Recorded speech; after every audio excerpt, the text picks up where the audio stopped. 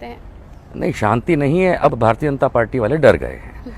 हकीकत मान करके ये चलिए कि मुसलमान, माफ़ करिएगा दर्शकों, मैं सच बोलता हूँ और सच बोलने का मेरे में मादा है। मुसलमान को राष्ट्रीय स्वयंसेवक संघ ने अपना दुश्मन हमेशा माना है।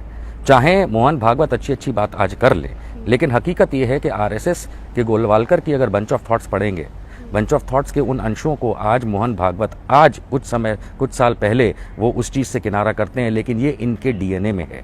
मुसलमान को वो अपना दुश्मन मानते हैं। हाथी के दिखाने के दांत कुछ और हो सकते हैं शाहनवाज हुसैन और मुख्तार अब्बास नकवी के हाथों, लेकिन चबाने के दांत कुछ और हैं। मौका मिलते ही भारतीय जनता पार्टी मुसलमानों के या आरएसएस के लोग मुसलमानों के खिलाफ हो जाते हैं। बात आती है कोरोना की, तो इन्होंने तो धर्म बना दिया था कोरोना का कि ये इस्लामिक है, इस तरीके की बातें फैलाई गई थी। अब आप देखिए कि इसका धर्म तो शायद संघ ही हो चुका है, क्योंकि संघ के कार्यालयों के अंदर आपको कोरोना संक्रमित लोग मिलेंगे। मौका मिलते ही इन्होंने, और हम फिल्म सिटी में खड़े हैं इस समय नोएडा के, और मैं बता दूं कि इस फिल्म सिटी के अंदर ऐसे ऐसे चैनल्स हैं, ऐसे चैनल्स हैं, थोड़ा सा पीछे की तरफ अगर पैन किया जा सकता है, रहने दीजिए, तो मरकजी दिखाई देगा आपको। मरकजी जैसे चैनल्स ने इसको इस तरह से दिखाया कि जैसे मुसलमानों के खिलाफ एक लड़ाई, एक जंग शुरू की गई हो। लेकिन माफ़ कीजिएगा, ये करके उन्होंने अपने आप को छोटा कर दिया। नरेंद्र मोदी के नेतृत्व में भारतीय जनता पार्टी ने जिस कदर मुसलमानों के खिलाफ अपने प्रोपागेंडा को चलाया, वो उनके डीएनए में है।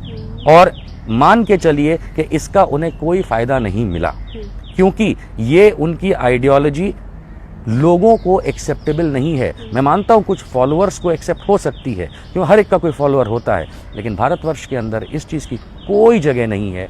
और आज की तारीख में संघी कोरोना, आपने लॉकडाउन की बात करी, 550 मरीज पे लॉकडाउन करने वाले पूरे देश को महानुभाव, हमारे देश के विश्व गुरु नेतृत्व वाले नरेंद्र मोदी जी, आज 13.5 लाख से ज़्यादा मरीज हैं, जिसमें 8.5 लाख ठीक हो गए, तकरीबन 5 लाख के ऊपर बीमार हैं। उनकी तरफ उनकी कोई तवज्जो आज नहीं है, क्योंकि उन्होंने गलत कदम उठाए थे। मैं छाती ठोक के कहता हूं, नरेंद्र मोदी, आपको राजनीति नहीं आती, आपको सिर्फ गंदगी आती है। बहुत अच्छा सवाल है आपका। सत्ता का सुख भोगने के लिए जो भी राजनीति की जाए वो कम है, और इसके लिए मेरे ख्याल से भारतीय जनता पार्टी ने चाणक्य नीति अपने तरीके से बना ली है। बिल्कुल सही बात है कि बाढ़ पीड़ित बिहार के अंदर उनकी कोई कीमत नहीं है भारतीय जनता पार्टी के लिए। ना केवल बिहार पीड़ित, उसके सिवाय भी अगर आप देखें तो जो जंगल राज बिहार के अंदर चल रहा है पिछले 5 साल से, कोई कीमत नहीं है भारतीय जनता पार्टी के लिए। गिरिराज सिंह से लेकर के सुशील मोदी तक इतनी बड़ी बड़ी बातें करते आए हैं पिछले कुछ सालों के अंदर, लेकिन इस कोरोना काल को भी अगर राजनीति से तुलना करके देखी जाए तो राजनीति में तो कोरोना का भी राजनीति खेलना इन्होंने शुरू कर दिया।